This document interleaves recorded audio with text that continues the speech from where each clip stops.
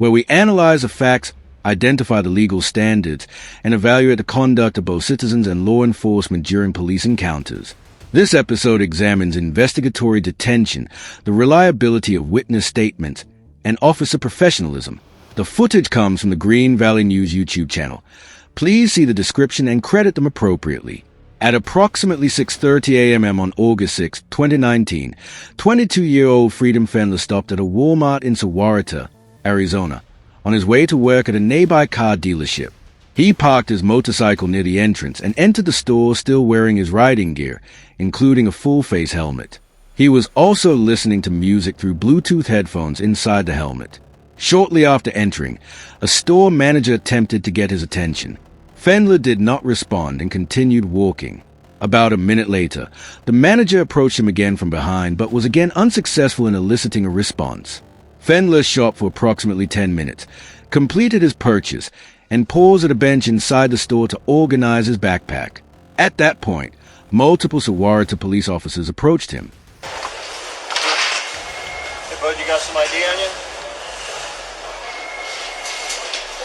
Hey.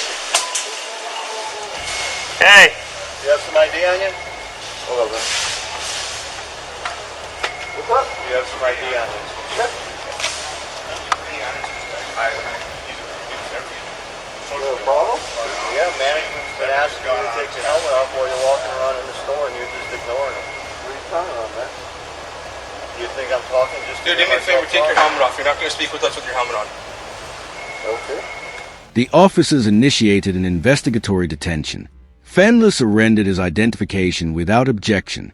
Whether Walmart permits helmets indoors is not dispositive. The relevant legal question is whether officers had reasonable suspicion that Fendler was trespassing. The manager reportedly told dispatch that Fendler had been asked to leave multiple times. If that assertion were accurate, officers likely had authority to briefly detain him to investigate potential criminal trespass. Under Arizona law, specifically Arizona Revised Statute Section 13 to 2412, a person must state their name when lawfully detained based on reasonable suspicion of criminal activity. By voluntarily providing identification, Fendler satisfied that requirement. This moment is critical because it marks the point at which Fourth Amendment protections attach. In Terry v. Ohio, the Supreme Court clarified that not all interactions between police and citizens constitute seizures. A seizure occurs when an officer, through physical force or a show of authority, restrains a person's liberty. Later, in Florida v. Bostick, the court articulated the reasonable person standard. The inquiry is whether a reasonable person would feel free to decline the officer's request or terminate the encounter. Surrounded by officers in order to produce identification and remove his helmet, Fendler would likely be considered detained under this standard and therefore entitled to constitutional safeguards.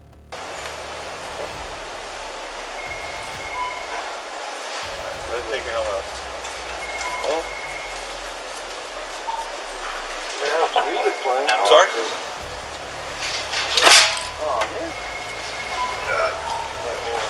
Music's playing, so if someone's trying to talk to you, probably can't hear them. But if you're we're trying to talk to you. Well, did you make a purchase? Yeah. I You have a bought receipt with you?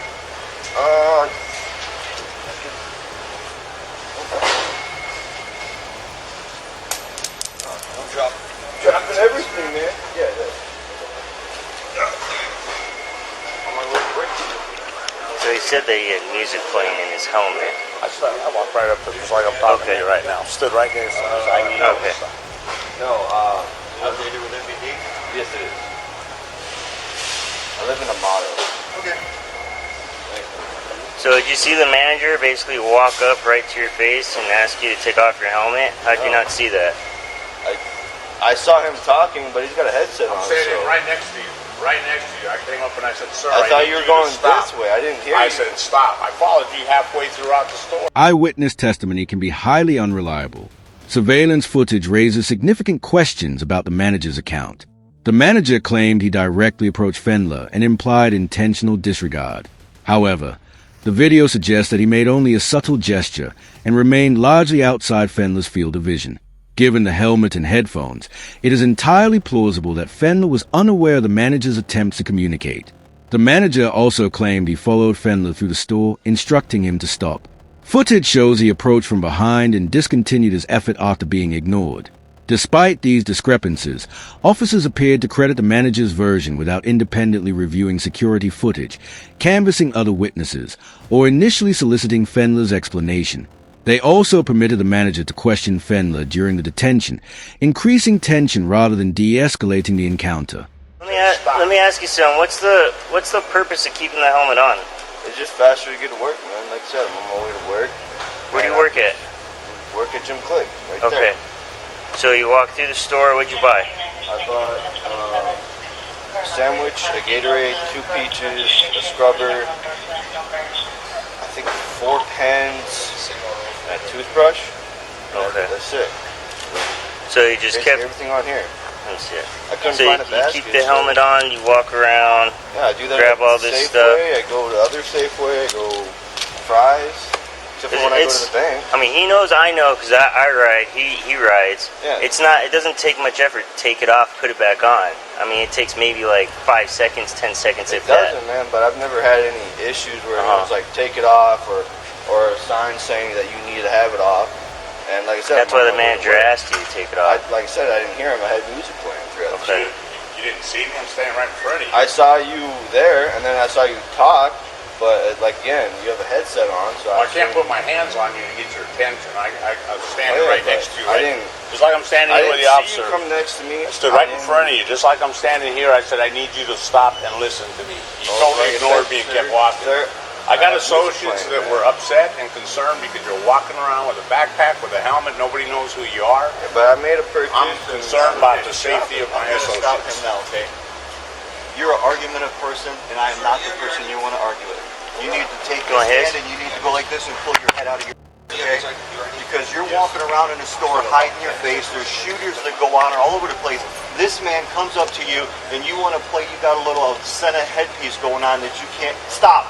You need to listen to learn, not listen to reply. You need to turn that little switch off in your brain that you want to run your mouth and argue every time somebody tells you something. Because this is disturbing the peace. You can go to jail and not go to work. So what's the choice you're going to make, hardhead? You gonna quit walking around businesses with a helmet on, scaring a lot of people to where you got massive cops all over the place, rifles outside waiting for a shooter to come out? Laugh. Yeah. But that's where we're at. So pull your head out of your ass and quit arguing every time somebody tells you something. I'm telling you, look at what you're doing. You keep wanting to argue with me. I'm not the guy you want to argue with. Wasn't trying to argue. I'm just That's trying why to you make keep my talking. point. Stop talking. Okay, fine. Cool. Officer John George's conduct materially affected the trajectory of the stop. His reprimand did not advance the investigation and arguably undermined it. In Houston versus Hill, the Supreme Court affirmed that individuals have a First Amendment right to verbally challenge police officers, even during official duties.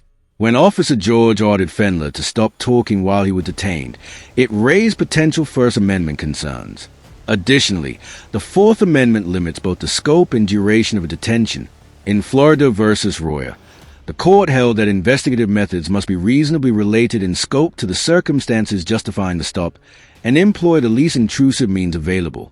Extending a detention to lecture or silence a suspect, conduct unrelated to verifying or dispelling suspicion, may implicate Fourth Amendment concerns. Although courts have not definitively ruled that such behavior always violates constitutional standards, precedent suggests that unnecessary prolongation for non-investigative purposes is constitutionally suspect. After the reprimand, Fendler chose to remain silent. Do you have his info? I was gonna see if you want him trespassed. Yeah, from here and I all do that. want him trespassed. I don't want back in this. Okay, so officially being trespassed from the store, don't come back to Walmart. Come back to Walmart, manager, anyone sees you, you get arrested for that. And we don't have a picture of him taken with a helmet. When he walks out, it'll be on the camera when he That's walks true, out. thank you. What's your telephone number? Do I have to provide that, sir? Yes, you do. Alright. I gotta look it up on my phone. And what else is in that pocket? Your phone. Alright. Give me a telephone number. Now keep in mind, if you come in here again, She's like, you'll be arrested and you're booked for trespassing. And understand, what he's telling you, you're trespassing from Walmart, it's a national system. You're not just trespassing from this Walmart, It's all you're trespassing from all Walmarts and Sam's Clubs. Okay. Cool. So understand that. If something happens and you get pulled over or stopped in one of them other ones for wearing your helmet for stupid stunts like that, you'll find yourself sitting in county. Didn't have to be like that. But how many other people you see going to business walking around with a motorcycle helmet on? Especially with the shootings in Daytona and freaking El Paso just happening. Your goal is People are going to be on edge, they're going to be scared, they're going to be worried, okay? You got someone that walks in wearing a motorcycle helmet and has a backpack with military camouflage, they're going to think otherwise. They're not going to think it's just some law-abiding citizens. See how that looks? It's like common. Take a helmet off. It's kind of like common sense. I mean, like I said, he rides, I ride. I always take my helmet off. I mean, does it really save you that much time? Today it didn't. Are you on medication? How old are you? Mental health issues or anything? How old are you? Tell me how old you are. Tell me how old you are. Okay, you're acting like a little child. How many times did you ask him to leave? At least 5, 6 times. Just like he's ignoring you. I walk half the store with him, following him right to his side to ask him. I told him many times that officers were coming out, and he just kept walking. You'll see. I'm thinking about it, especially with the way he's acting. He asked him 5, 6 times to leave, following him around the store. I would say so. I'd say we missed the threshold. Why not? So, Especially the current behavior. You asked him how old he leaves the store? 5 or 6 times. Walk right next to him, just like we're walking right now. You're under arrest for trespass. Fenler was arrested for disorderly conduct and transported to the Pima County Adult Detention Center, where he was held for approximately 17 hours. The charges were later dismissed. He subsequently filed a civil lawsuit alleging unlawful search, false arrest, malicious prosecution, and defamation, according to reporting by the Green Valley News. As of September 1st, 2020, both the town of Sahuarita and its police department denied wrongdoing and moved to dismiss the suit. At that time, the case remained pending. Overall, the officers' performance reflect deficiencies in investigative rigor and professionalism.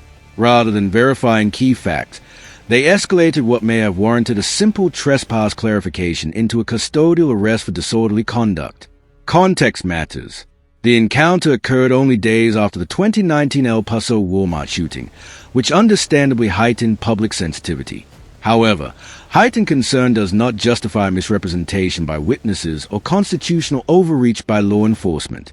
Lecturing or chastising a detained individual is not a legitimate investigative function.